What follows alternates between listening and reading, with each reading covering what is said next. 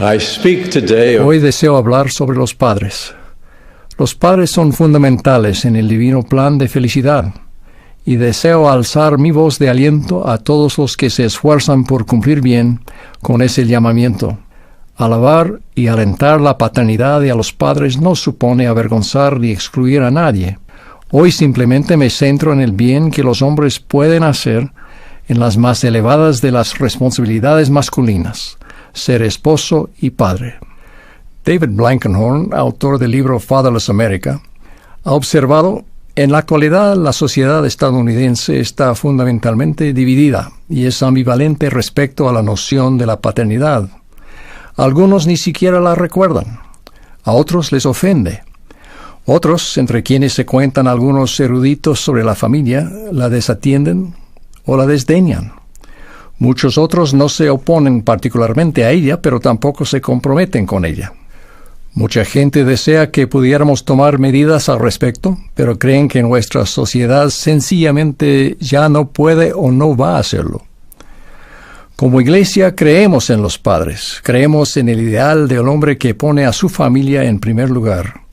Creemos que por designio divino el padre debe presidir la familia con amor y rectitud, y es responsable de proveer las cosas necesarias de la vida para su familia, y de proporcionarle protección. Creemos que en sus deberes complementarios, el padre y la madre, como compañeros iguales, están obligados a ayudarse el uno al otro.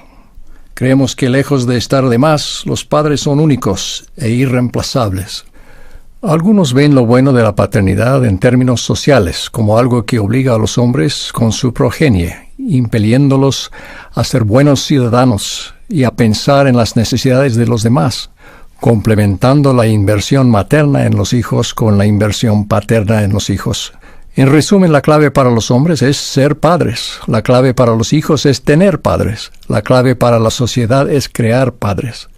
Si bien estas consideraciones son ciertamente verdaderas e importantes, sabemos que la paternidad es mucho más que un constructo social o el producto de la evolución. La función del padre tiene un origen divino, que comienza con un padre en los cielos, y en esta esfera mortal con el padre Adán. Nuestro Padre Celestial es la expresión perfecta y divina de la paternidad. Su carácter y atributos incluyen una bondad abundante y un amor perfecto. Su obra y su gloria son el desarrollo, la felicidad y la vida eterna de sus hijos. En este mundo caído, los padres no pueden reclamar ser nada comparable a la majestad de lo alto, pero al menos se esfuerzan por emularlo, y de hecho trabajan en su obra. Se les honra con una confianza extraordinaria y seria. A los hombres la paternidad nos expone a nuestras debilidades sin necesidad de mejorar. La paternidad requiere sacrificio, pero es una fuente de satisfacción incomparable, aún de gozo. Reitero que nuestro Padre Celestial es el modelo definitivo, que tanto nos amó a nosotros, sus hijos procreados como espíritus, que dio a su Hijo unigénito para nuestra salvación y exaltación. Jesús dijo: «Nadie tiene mayor amor que este, que uno ponga su vida por sus amigos». Los padres manifiestan ese amor conforme pasan su vida día tras día, trabajando para servir y mantener a su familia. Tal vez lo más esencial de la obra de un padre sea volver el corazón de sus hijos a su Padre Celestial. Si mediante el ejemplo, así como con palabras, un padre es capaz de demostrar qué es la fidelidad a Dios en el diario vivir, ese padre habrá dado a sus hijos la clave de la paz en esta vida y la vida eterna en el mundo venidero. Un padre que lee las Escrituras a sus hijos y con ellos los familiariza con la voz del Señor.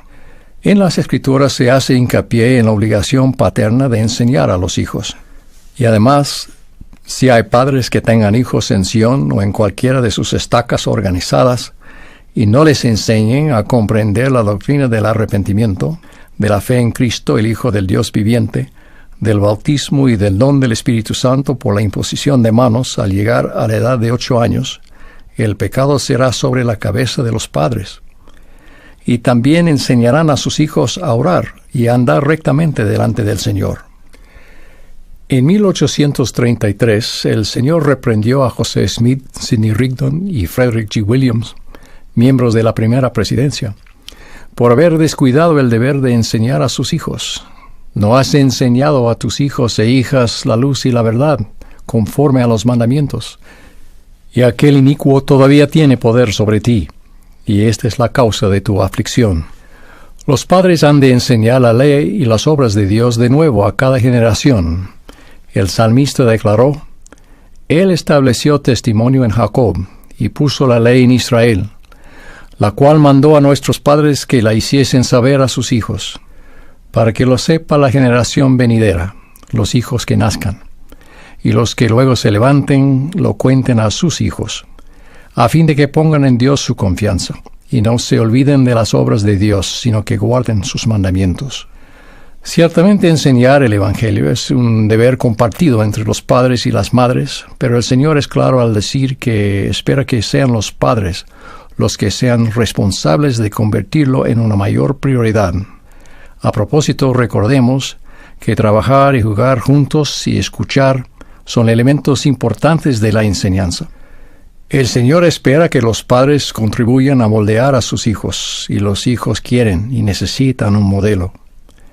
Yo mismo fui bendecido con un padre ejemplar. Recuerdo que cuando era niño, tendría yo unos 12 años, mi padre fue candidato al consejo municipal de nuestra relativamente pequeña población. No organizó una campaña electoral extensa. Todo lo que recuerdo es que mi padre nos pidió a mis hermanos y a mí que fuéramos de casa en casa a repartir volantes y a instar a la gente a votar por Paul Christopherson. Había algunos adultos a quienes les entregué el volante que comentaron que Paul era un hombre bueno y honrado, y que no tendrían problema alguno en votar por él. Mi joven corazón se hinchó de orgullo por mi padre, lo cual me dio confianza y el deseo de seguir sus pasos. Él no era perfecto, nadie lo es, pero era íntegro, bueno y un ejemplo al que su hijo podía aspirar. La disciplina y la corrección forman parte de la enseñanza, como Pablo enseñó, porque el Señor al que ama disciplina. Sin embargo, en la disciplina un padre debe poner atención especial, no sea que hubiera algo que se acercara al maltrato, lo cual nunca se justifica. Al corregir, la motivación de un padre debe ser el amor, y su guía, el Espíritu Santo, reprendiendo en el momento oportuno con severidad cuando lo induzca el Espíritu Santo, y entonces demostrando mayor amor hacia el que has reprendido, no sea que te considere su enemigo, para que sepa que tu fidelidad es más fuerte que los lazos de la muerte. En el modelo divino, la disciplina no tiene tanto que ver con castigar como con ayudar a un ser querido a recorrer la senda del autodominio. El Señor ha dicho que todos los niños tienen el derecho de recibir el sostén de sus padres hasta que sean mayores de edad. Mantener a la familia es una actividad consagrada. Proveer para la familia, aunque por lo general requiera pasar tiempo lejos de ella, no es incompatible con la paternidad, es la esencia de ser un buen padre. El trabajo y la familia son responsabilidades que coinciden. Claro, esto no justifica que un hombre descuide a su familia por su carrera, ni el extremo opuesto, que no se esfuerce y se contente con pasar su responsabilidad a otras personas. Reconocemos la agonía que sufren los hombres que no logran encontrar las maneras ni los medios adecuados para sostener a sus familias. No deben avergonzarse quienes en un momento dado y a pesar de sus mejores esfuerzos no puedan cumplir con todos los deberes y las responsabilidades de un padre. La discapacidad, la muerte y otras circunstancias pueden requerir una adaptación individual. Otros familiares deben brindar apoyo cuando sea necesario. Amar a la madre de sus hijos y mostrar ese amor son dos de las mejores cosas que un padre puede hacer por sus hijos, pues reafirman y fortalecen el matrimonio, que es el cimiento de su vida familiar y su seguridad. Algunos hombres son padres de crianza o padres adoptivos. Muchos de ellos se esfuerzan enormemente y dan lo mejor de sí en una situación a menudo difícil. Honramos a quienes hacen todo lo que es posible hacer con amor, paciencia y sacrificio personal para cubrir las necesidades individuales y familiares. Obsérvese que Dios mismo confió a su Hijo unigénito a un padre de crianza. Ciertamente parte del mérito es para José, por el hecho de que, según Jesús se hacía mayor, crecía en sabiduría y en estatura y en gracia para con Dios y los hombres. Lamentablemente, debido a la muerte, el abandono o el divorcio, muchos niños no tienen a sus padres viviendo con ellos. Es posible que algunos tengan padres que estén presentes físicamente, pero ausentes emocionalmente, o que no reciban atención ni apoyo de ellos. Hacemos un llamado a todos los padres para que lo hagan mejor y sean mejores. Hacemos un llamado a los medios de comunicación y de entretenimiento para que más a menudo presenten a padres devotos y capaces, que verdaderamente aman a sus esposas y que guían a sus hijos con inteligencia, en vez de a torpes y a bufones, o a los tipos que causan problemas, como se los representa con tanta frecuencia. A los hijos con una situación familiar problemática les decimos, ustedes no son menos por ello. A veces las dificultades son un indicio de que el Señor confía en ustedes. Él puede ayudarles directamente y por medio de otros a lidiar con lo que enfrentan. Ustedes pueden convertirse en la generación, tal vez la primera de su familia, donde los modelos divinos que Dios ha ordenado para las familias cobren verdadera forma y bendigan a todas las generaciones después de ustedes. A los hombres jóvenes, reconociendo la responsabilidad que tendrán como proveedores y protectores, les decimos que se preparen ahora, siendo diligentes en la escuela y planificando sus estudios superiores.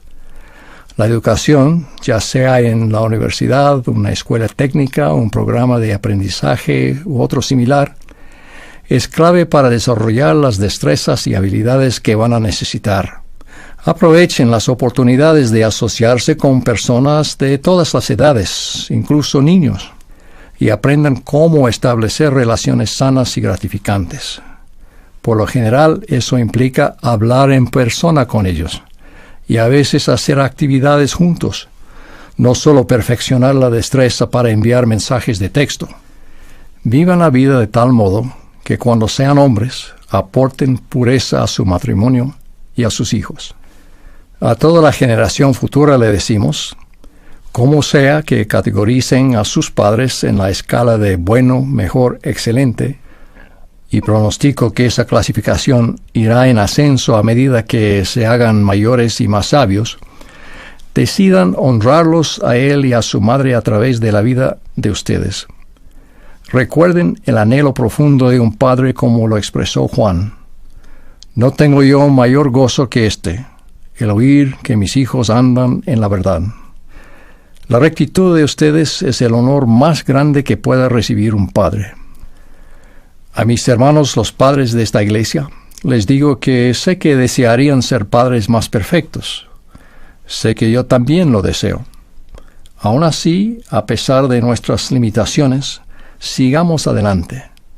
Dejemos de lado las nociones exageradas de individualismo y autonomía de la cultura actual y pensemos primero en la felicidad y el bienestar de los demás.